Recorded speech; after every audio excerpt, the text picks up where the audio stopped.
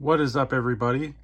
Today is going to be a different type of video. Today I'm going to be going through 5 titles from my previous movie hauls that I have acquired and watched, and letting you know whether or not I intend to keep them and add them to the collection or sell them. But the first one here that I watched was the Roman Empire Classics from National Geographic. 5 full-length documentaries on 3 discs. This was not really about Rome itself. This was more about the monuments and the history of those monuments and engineering and things of that nature. Not exactly what I thought it was going to be.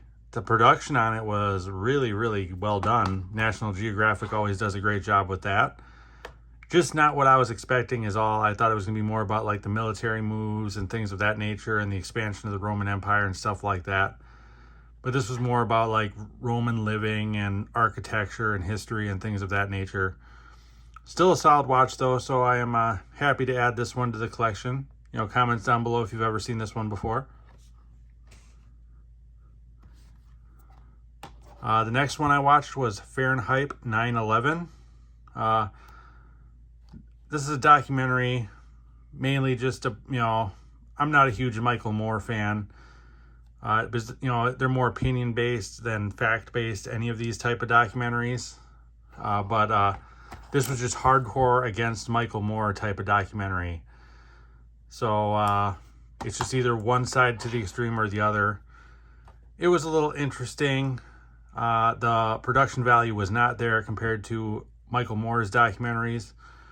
But still, interesting watch. I guess I'll keep it just for that reason. Do I think I'll really go back and watch this a whole lot? Probably not. This might be even a documentary that a lot of people haven't really heard of. So then I watched Key and Peele season 3. Phenomenal show. I absolutely love this show. This is even better than Saturday Night Live in my opinion. Both of these guys came off of Mad TV. Both went into acting, and obviously Jordan Peele's been a great director and producer now as well. Wish they kind of bring this show back.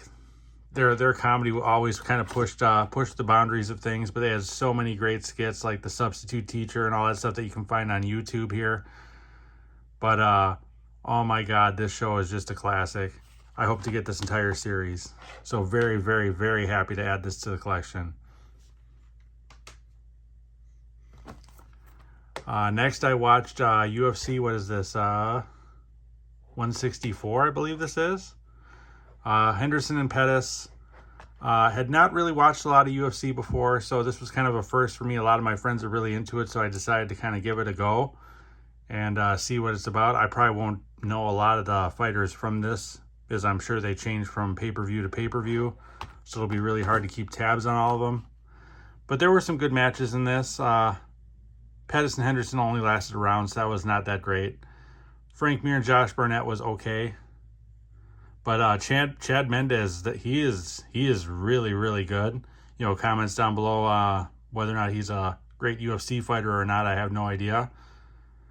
But there were some stinkers on this one as well, like there always is. But yeah, Chico Cumis too. He's or Camus or whatever his name is. He had a great fight as well. Great fighter from Milwaukee, I guess. Ryan Couture, definitely nowhere near as good as his father, but still a solid watch. Fun to kind of watch the actual combat sports, kind of thing. But I'll have to watch another one of these and see if I continue to enjoy it, but I'll add this one to the collection for now. And then lastly, we have the first season of Detroit 187. This show only went for 1 season. And I'm betting that the reason it was canceled is probably due to low ratings, because not a lot of star power in this show. But also, I don't know what night this show was on. So, I mean, if it was running up against like NCIS and Grey's Anatomy and stuff like that, it's not going to win. Grey's Anatomy's on its own network, but you know what I mean. But this was actually a very solid show. I actually enjoyed it a lot. Kind of would have liked to have seen where it would have gone had it continued. But, it kind of started a little rough, but once you got like 4 or 5 episodes in, it started to get really, really good. Comments down below on what you thought of this show if you've ever seen it before. But definitely adding this to the collection.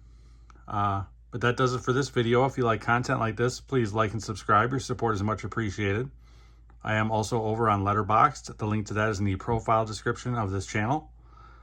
Otherwise, until next time.